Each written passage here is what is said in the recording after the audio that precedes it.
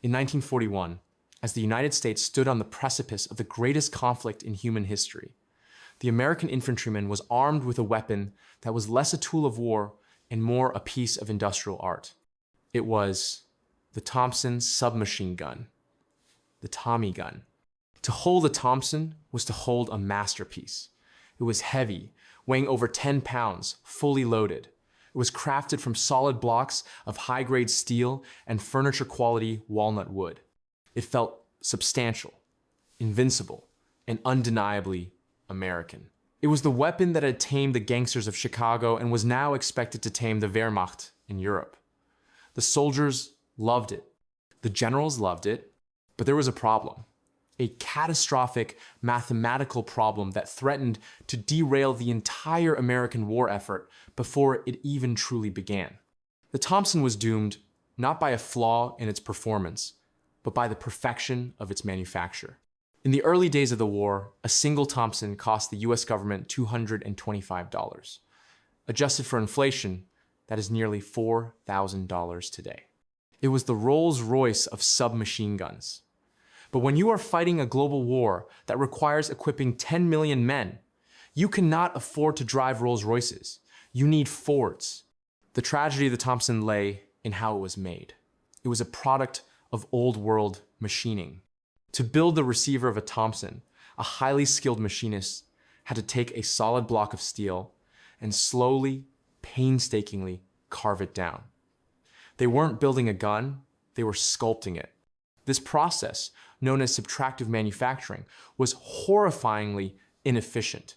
To make a 15-pound gun, you might start with 40 pounds of steel and turn the rest into scrap shavings on the factory floor. The internal mechanism was even worse. The Thompson relied on the Blish lock, a friction-delayed blowback system that was a marvel of physics, but a nightmare for logistics. It required precise metal-on-metal tolerances. If a screw was a millimeter off, the gun failed. This meant you couldn't just hire a housewife or a farmer to build a Thompson in a converted factory. You needed master craftsmen. And in 1942, America was running out of craftsmen. Meanwhile, reports were coming in from the front lines that chilled the Ordnance Department to the bone. The Germans were not using sculpted steel. They were carrying the MP-40. The German MP-40 was ugly. It rattled. It felt cheap, but it was brilliant. The Germans had realized that the future of war was not in milling, but in stamping.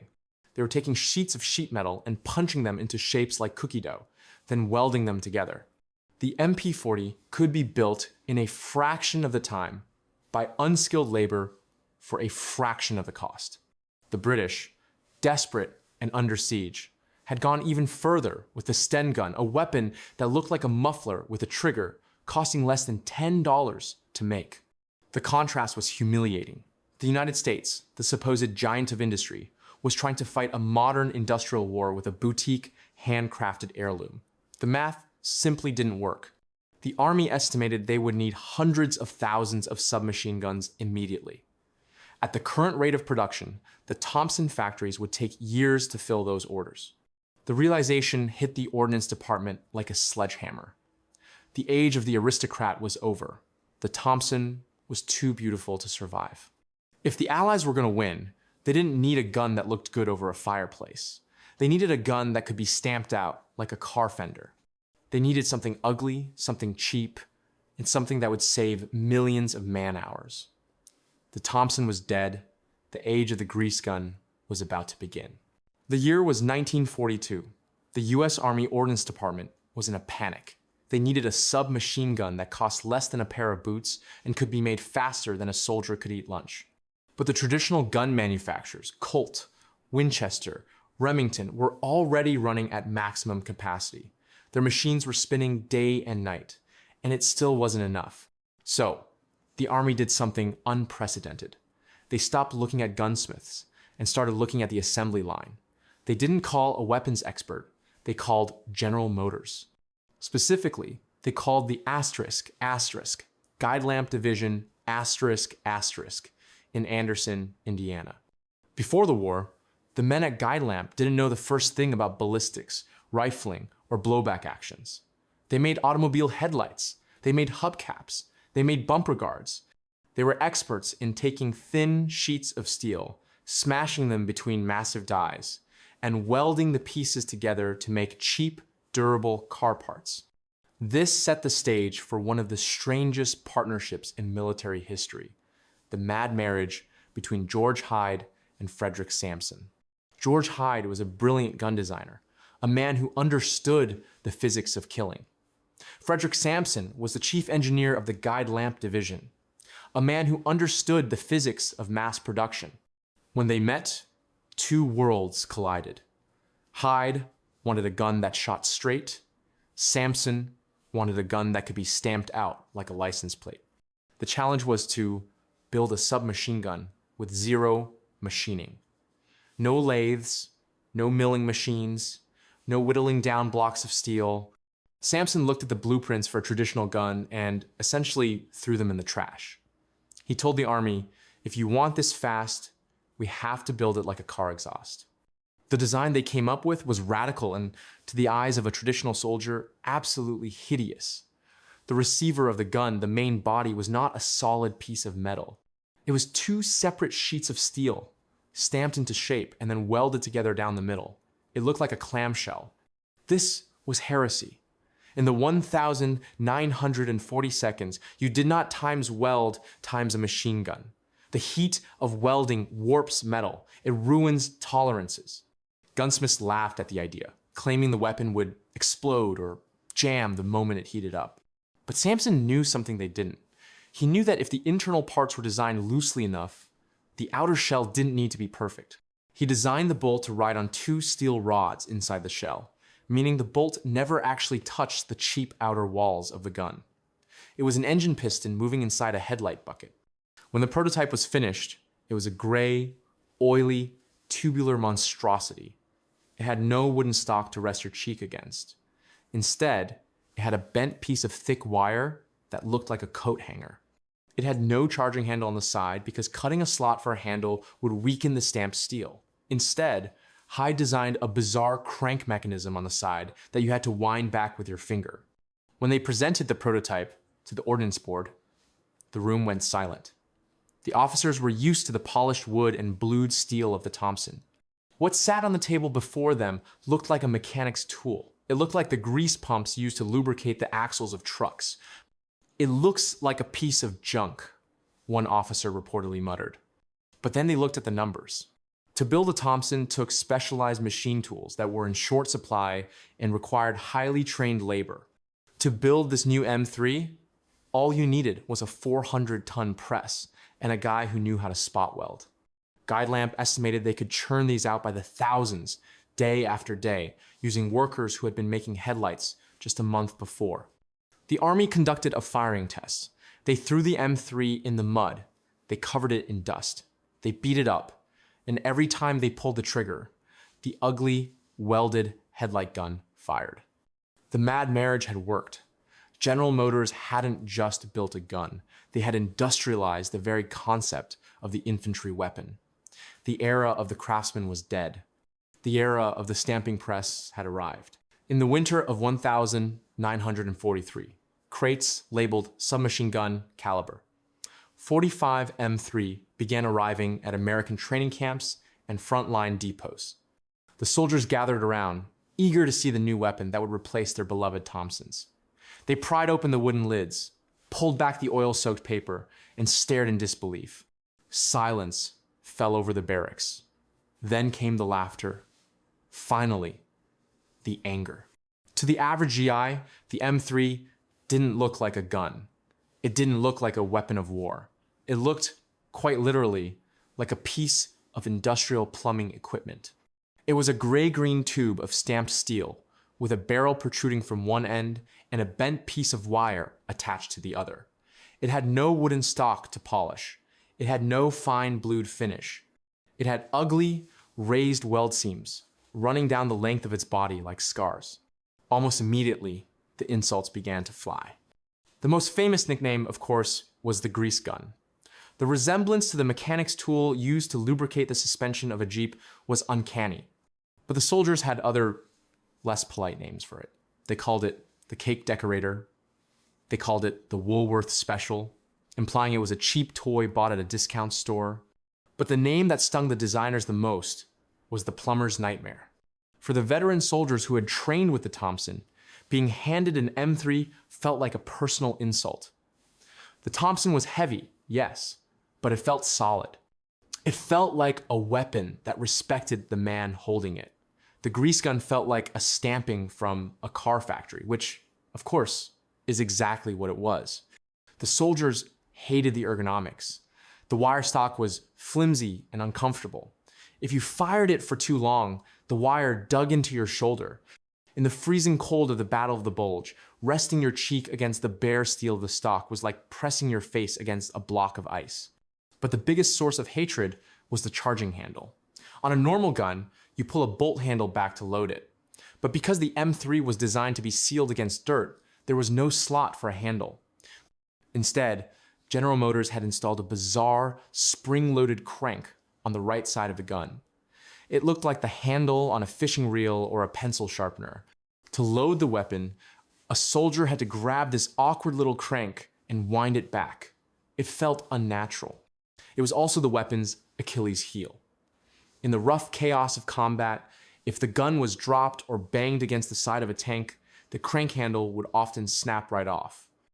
If the crank broke, the gun was useless. You couldn't load it. You were left holding a 5-pound piece of scrap metal while the Germans were shooting at you. Letters home from the front lines were filled with complaints. Infantrymen begged to keep their Thompsons. Tank crews looked at the M3 with suspicion. There was a psychological toll to the weapon's cheapness. A soldier wants to feel that his government has given him the very best tool to save his life. When he looked at the grease gun, he saw a $20 mass-produced object. It made him wonder, is that all my life is worth to the Army? $20? The Ordnance Department tried to reassure the troops. They released training films showing the M3 performing miracles. They published manuals praising its futuristic design. But you cannot propagate your way out of ugliness. The M3 was the hated stepchild of the US arsenal. It would take months of blood and mud to change their minds.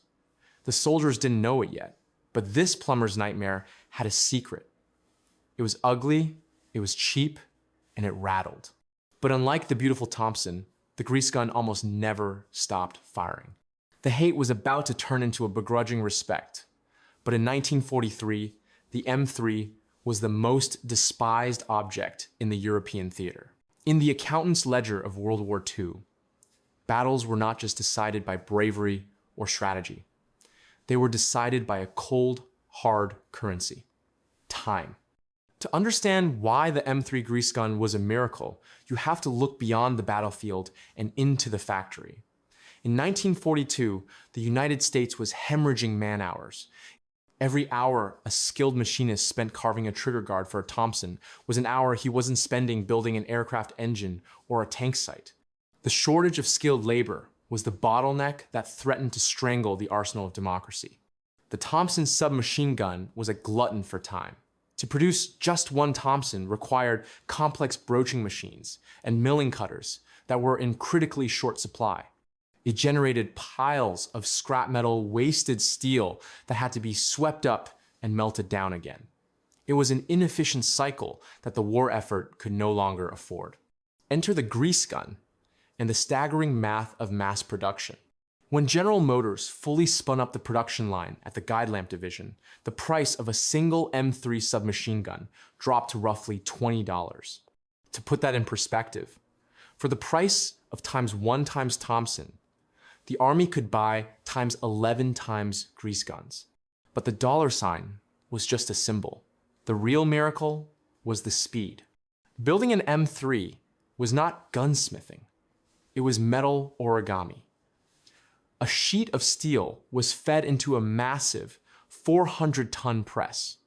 Asterisk, wham, asterisk. In a single second, the press stamped out the left side of the gun. Asterisk, wham, asterisk. It stamped out the right side. These two halves were then moved to a welding station where sparks flew, fusing them together. There was no wasted metal. There were no piles of shavings. And most importantly, the person operating the press didn't need 10 years of experience as a master machinist. They could be a farmhand, a former librarian, or a teenager fresh out of high school. They could be trained in a day. The impact of this efficiency was astronomical. By switching from the Thompson to the M3, the Ordnance Department calculated that they saved more than 50 million man-hours during the production run. 50 million hours. It is a number so large, it is hard to comprehend. But think of it this way. 50 million man-hours is the equivalent of a workforce of 25,000 people working full-time for an entire year. By saving those hours on small arms, the United States didn't just get more guns. They freed up the nation's industrial capacity to build the other tools of war. Those 50 million hours were reinvested into building B-29 superfortresses. They were poured into the shipyards constructing Liberty ships. They went into the assembly lines of the Sherman tank. The M3 grease gun was the ultimate triumph of American pragmatism. It proved that in a total war, good enough is often better than perfect.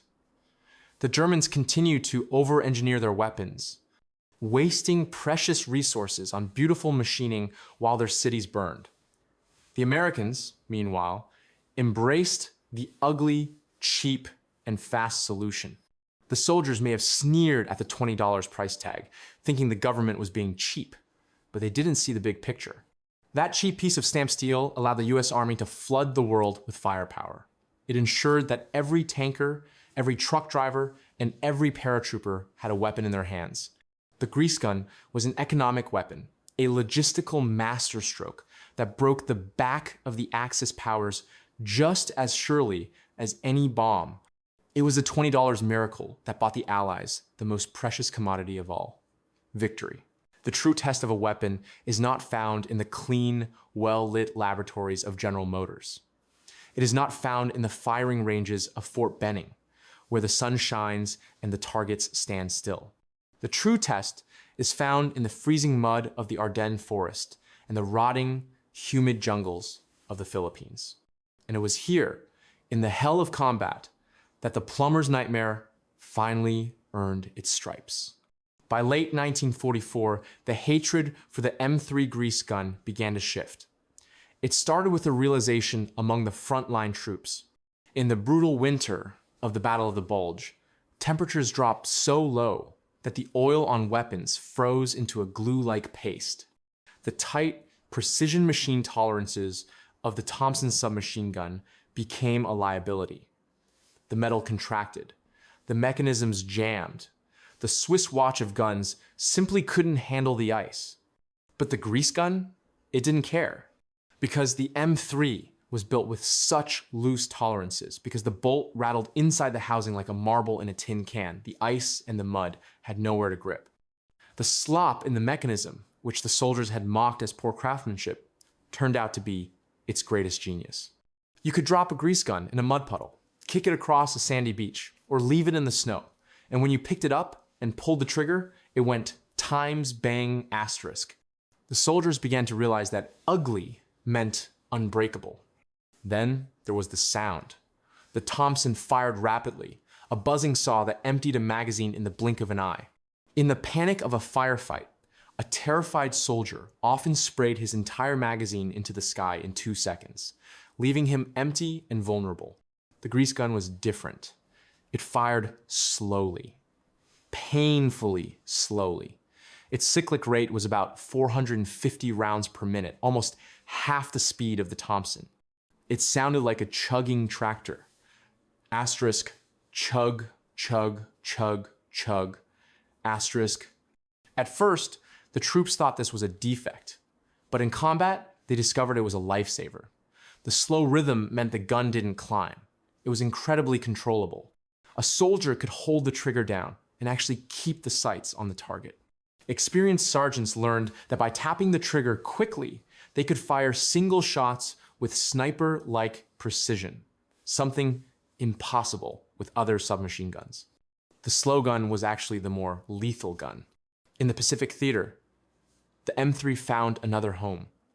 The humidity of the jungle destroyed wood. The walnut stalks of the Thompsons would swell and rot. Fungus grew on the leather slings. But the M3 was just a chunk of steel. It was impervious to the jungle. Marines who had initially cursed the toy gun found themselves trading for it when they had to crawl through the volcanic ash of Iwo Jima. The ultimate irony of the M3 grease gun is its longevity. It was designed as a disposable weapon. The Army intended to use it for the duration of the war and then scrap it. It was supposed to be a temporary fix, but the temporary gun refused to die.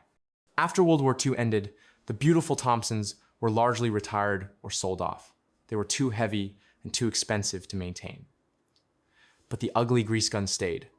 It went to Korea, where it churned through the frozen mud of the Chosin Reservoir. It went to Vietnam, where its compact size made it a favorite of tank crews and helicopter pilots who needed a weapon that fit in tight spaces.